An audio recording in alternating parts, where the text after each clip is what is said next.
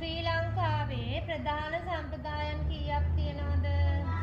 3ක් තියෙනවා. මොනවද ඒ සම්ප්‍රදායන් 3? උඩරට, පහතරට, සබරට. හරියට කියන්න. උඩරට නර්තන සම්ප්‍රදාය, පහතරට නර්තන සම්ප්‍රදාය, සබරගමු නර්තන සම්ප්‍රදාය. එතකොට අපි දැන් අලුතෙන්ම නැටුම් ඉගෙන ගන්න එන කෙනෙක්. දැන් ඔයාලා එහෙමනේ 7 වසර කියන අලුතෙන් ආවේ නැටුම් ඉගෙන ගන්න. එතකොට අලුතෙන් නැටුම් ඉගෙන ගන්න එන අයට අපි බෙරේ තාලම්පට ඔක්කොම අරන් ගහලා උගන්වනවද? නැහැ. ඉස්සෙල්ලාම මූලික දේ උගන්වනවා. එතකොට තමයි අනිත් දේවල් ඉගෙන ගන්න ලේසි. නේද? එතකොට උඩරට නර්තන සම්ප්‍රදායේ මූලික සරඹ මොනවද? very good. පා සරඹ තමයි මූලික සරඹ. ඒ වගේ අනිත් සම්ප්‍රදායන් තුනේ තියෙනවද නැද්ද පා සරඹ?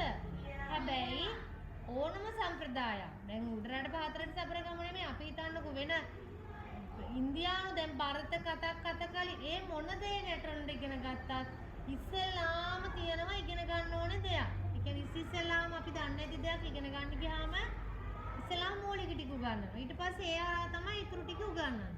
එතකොට දැන් උඩරට පහතර මේ පාසරම නටනවනේ.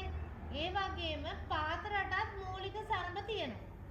අපි ඒවා හඳුන්වන්නේ මොනවා කියලාද? පා සරඹ කියලාමයි.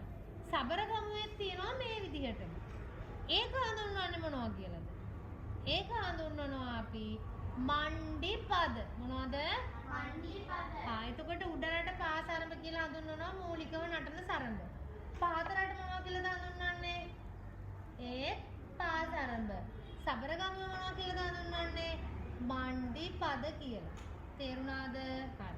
එතකොට අපේ දැන් ඔයාලට අද ඉගෙන ගන්න තියෙන්නේ පාසරම. උඩරට නර්තන සම්ප්‍රදාය පාසරම. උඩරට නර්තන සම්ප්‍රදාය පාසරම කීයක් තියෙනවද? කීයක් තියෙනවද? 12ක් තියෙනවා. මොනවද? කීයක් තියෙනවද? දැන් ඔයාගෙන් අහුවොත් නර්තන සම්ප්‍රදායේ ප්‍රධාන සරඹ වර්ග දෙක මොනවද කියලා අහුවොත් මොනවද කියන්නේ? සරඹ වර්ග දෙකක් තියෙනවා. ආධුනිකයෙක් ආවම ඉස්සෙල්ලාම නැටුම් ඉගෙන ගන්න ඔන්න ඔය සරඹ වර්ග දෙක ඉස්සෙල්ලාම උගන්වලා ඉවර කරනවා. ඊට පස්සේ තමයි ඉතුරු ඒවලට යන්නේ. එතකොට මොනවද මේ ප්‍රධාන සරඹ වර්ග දෙක? very good. පා සරඹයි ගොඩ සරඹයි. එතකොට ප්‍රධාන සරඹ කීයක් තියෙනවද? දෙකයි. මොනවද ඒ සරඹ දෙක? පා සරඹ ගොඩ සරඹ. දැන් අද ඉගෙන ගන්නේ මොනවද? පා සරඹ. ඒතර පා සරඹ කීයක් තියෙනවද? 12ක් තියෙනවා. ඒතර මේ පා සරඹ 12ටම වෙන් වෙච්ච නම් 12කුත් තියෙනවා. අපි මේ හැම පා සරඹයක්ම නටද්දී නටලා ඉවර වුණාට පස්සේ අපි නටනවා තව එක පදයක්. මොකද්ද? හමාර පදයක් නටනවා.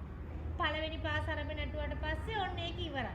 එතකොට ඒ හමාර පදය කරලා තමයි ඒක ඉවර කරන්නේ. ආයි දෙවෙනි එකටත් අර හමාර පදයම කරනවා. එතකොට පද 12ම නටනවා. හමාර පද කීයක් තියෙනවද? එක එක පදයට හමාර පද 12ක් තියෙනවද? නෑ නෑ. එහෙනම් එකම හමාර පදේ අර 12ටම නටනවා. එතකොට පා සරඹ කීයද? 12යි. හමාර පද කීයද? 1යි. very good. හමාර පද කීයද? 1යි. එතකොට පා සරඹයක් නටලා ඉවර කරන්නේ මොකෙන්ද? පා සරඹයක් නටලා අපි ඉවර කරන්නේ මොකෙන්ද? හමාර පදේ. very good. එතකොට ඉස්සර දැන් නම් පාවිච්චි වෙන්නෙම නැති තරම් අතීතයේදී පා සරඹ නටන්න පාවිච්චි කරා දණ්ඩි කඳ. දැකලා තියෙනවද ඔයාලා දණ්ඩි කඳ?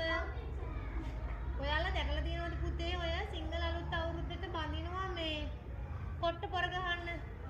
දැකලා තියෙනවද? ඒක ෆෝන් එකකින් පෙන්නුවා මම. එතකොට ඒක ගොඩාක් උසයිනේ. උසටනේ බඳින්නේ. අන්න ඒ වගේම එකක් බඳිනවා තමන්ගේ ඉන මට්ටමට. කොයි මට්ටමටද? ඉන මට්ටමට. ඉන මට්ටමට බැඳලා අර පා සරඹ නටන්න එන කෙනාට කියනවා අරක මෙහෙම අල්ලගෙන නටන්න කියලා. එතකොට කාලයක් තිස්සේ ඔයා ඒ විදිහට මණ්ඩියට පහත් වෙලා අර දණ්ඩි කඳ අල්ලන්න නැටුවම මොකද වෙන්නේ? අන්න හරි. මණ්ඩිය හරියට පහත් වෙලා හැදෙනවා. ඉස්සර කරාවක. ඉස්සර තිබ්බේ ගුරු ගෙදර සම්ප්‍රදායනේ දන්නවනේ.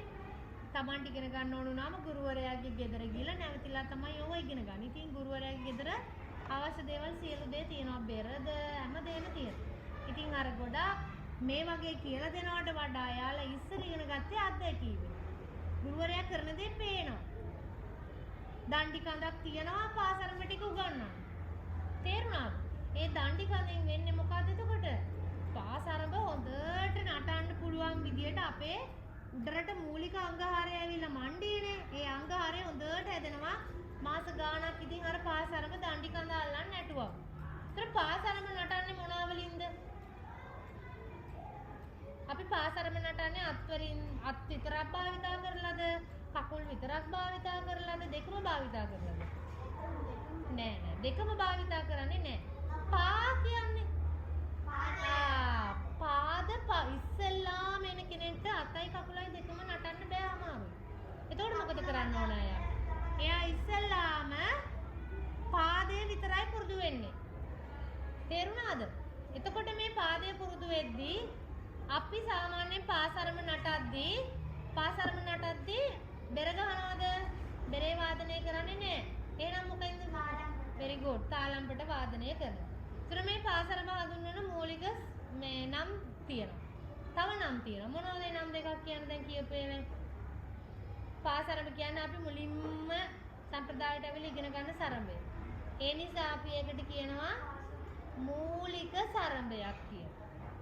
තව දණ්ඩි කඳක් පාවිච්චි කරන නිසා අපි කියනවා ඒකට දණ්ඩියමේ සරඹ කියලා. මොකද්ද පාද මේවා දෙක?